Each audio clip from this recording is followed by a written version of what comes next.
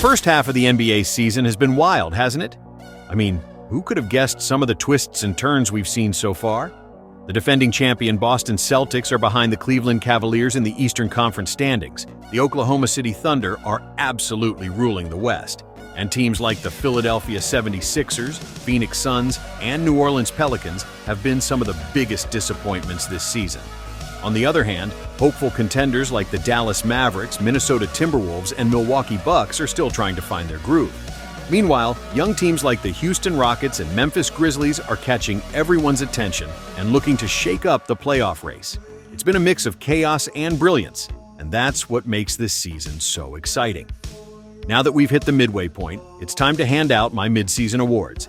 These picks reflect what's happened so far and aren't necessarily predictions for how things will end. Let's dive in. MVP, Shai Gilgeous-Alexander. This one might surprise some people, but hear me out. Shai Gilgeous-Alexander is leading the Thunder to the top of the Western Conference with an amazing mix of individual skill and team leadership. He's averaging 31.4 points, 6 assists, and 5.5 rebounds per game while leading the Thunder's offense and helping their league-best defense. His energy and confidence are inspiring, and it's clear he's the heart of this young and ambitious team. Yes, Nikola Jokic is having another unbelievable season. The reigning MVP is close to averaging a triple-double, and his efficiency is incredible. But here's the thing, Jokic has already missed games, and his Nuggets team isn't at the top of the standings. Shai has been more important game after game, leading a team that doesn't have a second proven star. That's why he edges out Jokic, Giannis Antetokounmpo, Jason Tatum, and Victor Wembanyama for the top spot. Defensive Player of the Year, Victor Wembanyama. Victor Wembanyama is living up to all the hype, especially on the defensive end. He's averaging nearly 4 blocks per game and has turned the Spurs' defense from one of the worst to respectable. Opponents are shooting a league-worst 50.4% against him within 6 feet of the basket, and his mere presence in the paint makes players think twice about their drives. The Spurs might not be a playoff team this year, but without Wembanyama, they'd be much worse.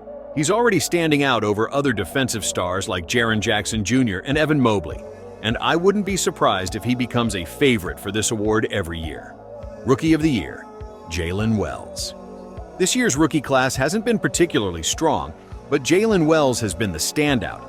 He's averaging 11.6 points, 3.3 rebounds, and 1.6 assists per game for a Grizzlies team that's solidly in the playoff race.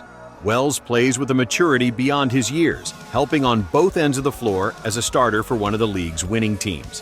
While other rookies like Zachary Risacher and Alex Sarr have struggled to find steadiness, Wells has taken his chance and made an immediate impact. He might not have the flashiest numbers, but his all-around game and reliability make him the clear choice for Rookie of the Year so far. Most Improved Player, Dyson Daniels. This award often sparks debate, but my pick is Dyson Daniels. The 21-year-old guard has grown from a role player to a key starter for the Hawks. He's averaging 13 points, 5 rebounds, and 3.6 assists per game while leading the league in steals and deflections. His defensive hustle has been a game-changer for Atlanta, helping them climb out of the defensive basement to respectability. Daniels' improvement isn't just about stats, it's about impact. He's taken on a bigger role after an off-season trade and has outdone expectations. Players like Cade Cunningham and Jalen Johnson are in the mix, but Daniels' two-way growth gives him the edge.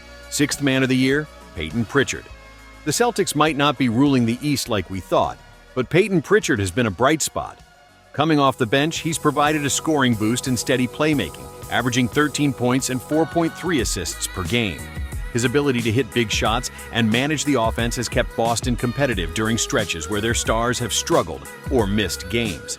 Honorable mentions include Norman Powell and Amen Thompson, but Pritchard's steadiness and ability to deliver in clutch moments make him my pick for Sixth Man of the Year. Coach of the Year, Mark Daigneault for the Oklahoma City Thunder. How can I not give this to Mark Daigneault? The Thunder have gone from a young team with promise to a real contender under his leadership. Daigneault has gotten the most out of this roster, building a top 10 offense and the league's best defense. He's allowed players like Shai Gilgeous-Alexander and Chet Holmgren to thrive while creating a culture of energy and teamwork. But Daigneault's ability to make the Thunder a top team makes him the clear pick. This NBA season has been full of surprises, and the awards races are just as wild. Whether it's Shai leading the MVP talk, Wembanyama owning the defensive side, or young players like Jalen Wells and Dyson Daniels making waves, there's no shortage of exciting stories. And we're only halfway through. Who do you think deserves these awards? Share your picks in the comments and let me know if you agree or think I'm way off. Don't forget to like this video and subscribe for more NBA content. Let's see how these predictions hold up by season's end.